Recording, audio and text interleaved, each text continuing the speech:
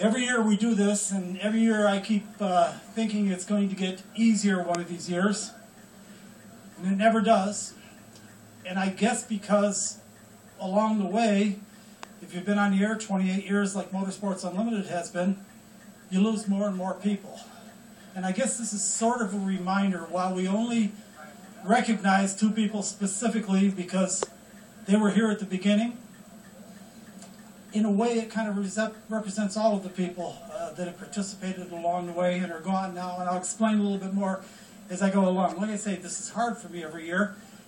First of all, let me introduce my old friend. Tell the folks who you are. Jerry Lockhart, Lisle, Illinois. Jerry Lockhart from Lisle, Illinois, and this was his idea that many years ago when my Chris passed away in 1996.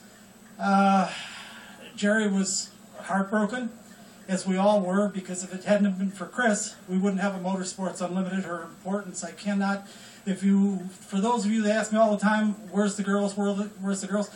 When Chris passed away, it was just too hard. She handled all of that. She rounded up the girls, she took care of the costuming, she took care of their personal needs, and all the rest of it. It was just too hard for one person to do it and take the girls on location and all that. So if you wonder why Motorsports Unlimited has changed over the years, it wasn't because I wanted it that way, it's because that's the way it had to be.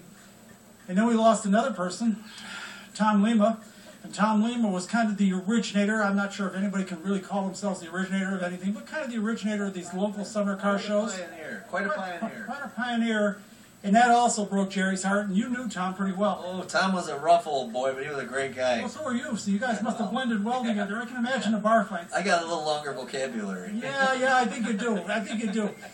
So Tom Lima, who was very important to these things that we all enjoy today, like today, you couldn't have had a prettier day, a nicer day for a car show.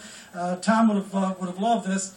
So Jerry wanted to come up with awards, remembering these people, special awards that we do once a year.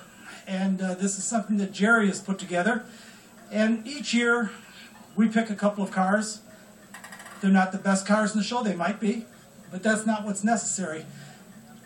Jerry picks a car that he thinks would have been Tom's favorite, what Tom would have liked, and he knew Tom well.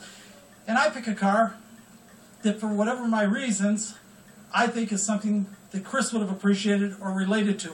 So I'm going to first let Jerry talk about the Tom Lima Award, and then I'll tell you about the Chris Schutz Award. Go ahead. And every year I say the same thing. Chris did all these car shows and never drove a car in her life. It always amazes you. I guess I was so used to it that, no, she not only didn't drive, she had no interest. I couldn't talk her into it, and yet there was no bigger motorsport fan in the world than her. She'd love to go to the races. And, as much as we did. Yeah, she loved all the stuff, but she was afraid of machinery, and she said some people should drive and some people shouldn't, and I'm one that shouldn't.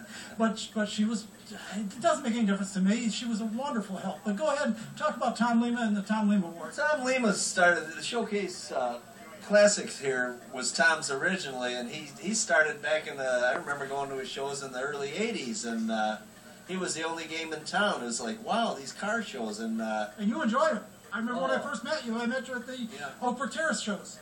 Yeah, I remember the first time I went to one of Tom's car shows, and I had a gorgeous car, and he took his finger under the fender and wiped it and found a little dirty. He said, no, you don't win. That was Tom. So it makes you mad, but you go home and polish it and wipe it, start cleaning the interior and everything else. So, but he was a rough boy, but he was a great guy. You could count on him. He was trustworthy, and he did a great event. And you have picked the car behind me. Correct. And the gentleman standing next to me, this is his car, and you have picked him to be the recipient of the Tom Lima Award this year. Correct. I think this is a Tom car, period. That's what I call it, a Tom car. Okay, let me introduce the man, and you are? Steve Worf from Indian Head Park, Illinois. Okay, tell me about your car. Start with the make, year, and model. It's a 1955 Mercury Montclair. The car actually belonged to my in-laws. They went on their honeymoon in 1956 to Canada. And the luggage that's actually in the trunk is the luggage they actually took on that honeymoon. Is that right? Yes. Yes. What a touching story. That's great. So you have a real, more than just a car to you, it's a connection. Yes, more for my wife. Yeah, okay. I understand. Okay, well, I hope you appreciate this award. These are very meaningful to us. Oh, yes. Very nice. Thank you. Congratulations. Thank you very much. You deserve it. It's a beautiful, beautiful car. Okay, let me step to the other side now. And he's got to be totally shocked. We interviewed him earlier. He had the Rockford Firebird, am I right? That's correct. And hopefully, as we're doing this right now, we're showing pictures of the car because it was too hard to get the car over here. But I didn't pick it because of the car.